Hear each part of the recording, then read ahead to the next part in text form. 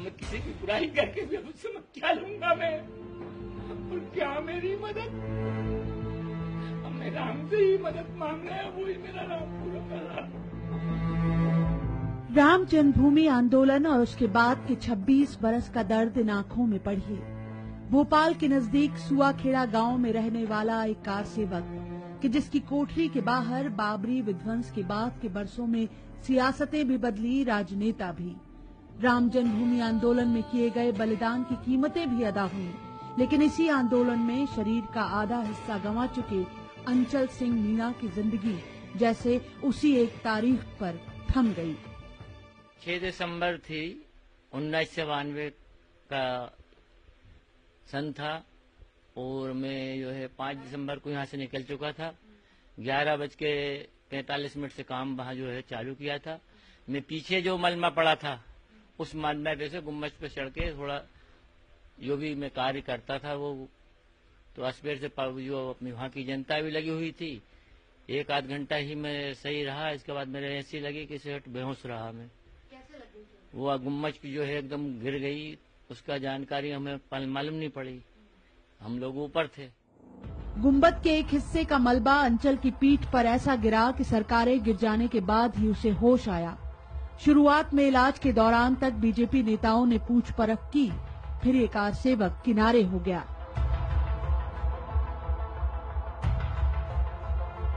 अंचल का अफसोस बस इतना कि बलिदान का हासिल क्या हुआ। 30 बरस की उम्र में अपाहिज हुए अंचल ने पिछले 26 साल जमीन पर घिसट कर गुजारे हैं।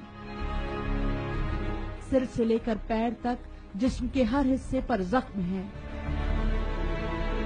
और दिलो दिमाग पर लगे जख्म तो और भी गहरे। 26 साल देखो, मुझे यही राम ने मुझे जो है भगवान, जिस भगवान के काज से गया था उस राम ने विश्वास से अड़ेग रखा, किसी के आगे हाथ फैलाने का समय ही नहीं दिया मुझे, और मैं जो बना करता रहा है। अभी तुमको घाव बताऊंगी तो आप कहोगे कि ये दशा और कोई देखने नहीं आया, तो मुझे भगवान ही देखता है हर चीज में। अंचल के बलिदान की कीमत उनकी पत्नी पानबाई ने भी चुकाई। 2.5-3 बरस के बच्चों की परवरिश अकेले की, परिवार भी संभाला और पति को भी, सब बस राम भरोसे। अब उनके तो शरीर गए सर, अब दोबारा तो अब आगा नहीं, मेरा जीवन ही बेकार हो गया। अब काय हुई जब जानू मेरे मोड़ मोड़ी अगर देव जी कुआर आ गए, कभी आज सगाई कर दिए। भगवान तो करेगा पूरा, करेंगे जब ही तो अपन खाऊंगा, कहाँ से खाऊंगा। जिस जत्थे में अंचल और उन जैसे कार सेवक अयोध्या गए थे, बजरंग दल के उस जत्थे की अगुवाई कर रहे राजेंद्र गुप्ता मंजूर करते हैं कि वो जुनून था, और उस जुनून में कईयों को सत्ता मिली और कई साथ और सहानुभूति के लिए भी तरसते रह गए।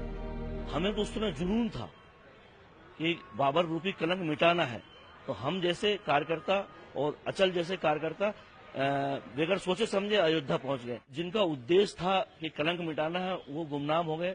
जिनको ये सोचना था कि हम इतना बड़ा वो करके आए हैं, विश्व हिंदू परिषद या अन्य संगठन हमें कुछ सही जगह मुकाम पहुंचा के, ऐसे बहुत कार्यकर्ता है नहीं पहुंच पाए।